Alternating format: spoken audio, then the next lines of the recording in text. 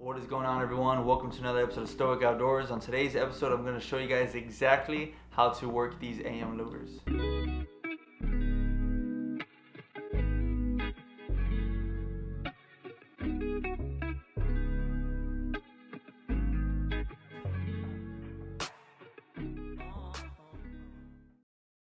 Before we get into that, I just wanted to say thank you to everyone that has subscribed. I am almost at 3,000 subscribers. That's crazy. Being down here from the Rio Grande Valley, I was watching a lot of videos and I figured, you know what, I can make some videos and for you guys to enjoy, and I really appreciate it. Primarily I fished ARROYO City, Port Mansfield, and South Padre Island.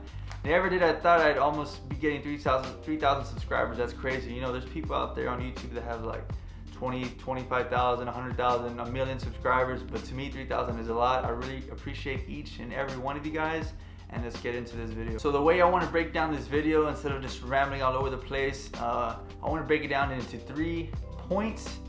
And before we get into that, I just want to say I'm not a professional. I've learned a lot from other anglers, Fernando, Captain Dan, Mr. Jacob, Jeremy Nahosa, you know, guys that I fish with on a daily basis, on a weekly basis.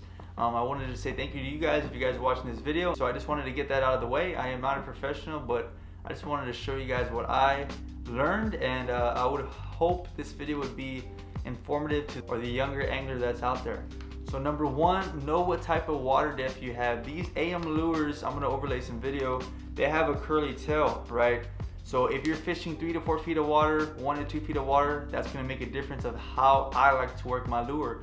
And just for the sake of this video, I'm going to be talking specifically on a 1/8 ounce jig head, a Norton screw lock. I like using those screw locks because it helps hold that lure onto your hook instead of it sliding off and sliding off. That little screw part right behind the head, it helps a lot. So like I said, water depth. If you're fishing 3 to 4 feet of water, my presentation is going to be, I'm going to cast it out there, right? I'm going to let that tail flutter down to the bottom a little bit. I'm going to pop it, boom, boom, hit it a couple times, so that lure is going to dance in the air and it's going to flutter its way down. Those predator fish, they're going to come in because of that garlic scent. They're going to see that lure dropping and they're going to think it's a perfect time to attack, to get an easy meal, right? So that lure is going to be fluttering down to the water column. 85 to 95% of my bites, of my strikes, are all on that drop. Like I said, those predator fish are going to think it's a perfect time to attack that bait fish. That lure is going to be dropping down with its nose hitting the ground, and that redfish or trout, even flounder, will come out of nowhere and they'll hammer it. So number 2, water depth, like I just said. Number 2, know your jig size. It all ties into the water depth. If you're throwing 1/8 ounce jig heads, you have a little bit more time to let that lure flutter. But if you're using a 1/8 ounce jig head on 1 or 2 feet of water, you want to keep your rod tip a little higher and you want to work the lure a little faster. You still want to give it that half-second pause, but you want to work it faster. If there's grass or there's oyster beds, if you're letting that lure hit the bottom, more than likely you're going to get hung up, you're going to get cut off, or you're just going to be catching grass all the time. So know what type of water depth you have, number 1. Number 2, know what type of jig size you have. And number 3, what type of species are you fishing. If you see a redfish out there and you're weight fishing and it's maybe 1 to 2 feet of water, 9 times out of 10 you throw that AM lure right in front of its face and you literally just do a straight retrieve. That redfish, if it's hungry, it's going to hammer that lure regardless. I'm not going to just throw it out there in 1 to 2 feet of water in front of the redfish and I'm going to pop and let it sit. It might work, but majority of the time I literally just throw right in front of them, reel it in, and that redfish will hit it. The trout, if you're fishing a trout hole, it's going to be a little bit deeper.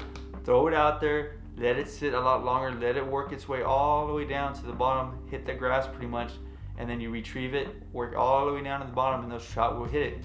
If you're working for flounder, throw that AM lure, the white color, throw it out there. Literally let it sit on the bottom, give it a couple nudges, boom boom, let it sit a lot longer.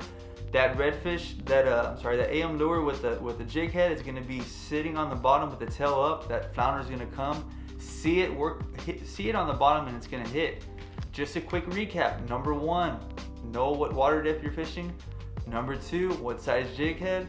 And number 3, what species are you targeting. These play an important role to how you work these AM lures. So I'm just curious if you guys have been watching the videos, if you guys have been enjoying them. Hey, comment down below to say, hey man, thanks for the video. Hey, great job, keep it up.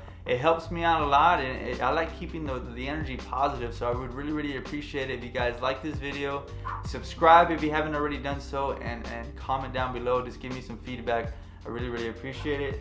And I didn't get to go fishing this weekend with all this craziness that's going on, but I'll be out there pretty soon. Make sure you guys subscribe. Help me hit 3,000 subscribers like I said in the beginning of the video. I would really appreciate it. Remember, be resilient on and off the water. And if you guys have been watching all the way through to the end of this video, got some big news. I'm gonna be putting out more merchandise on a website. I'm trying to put some product out there.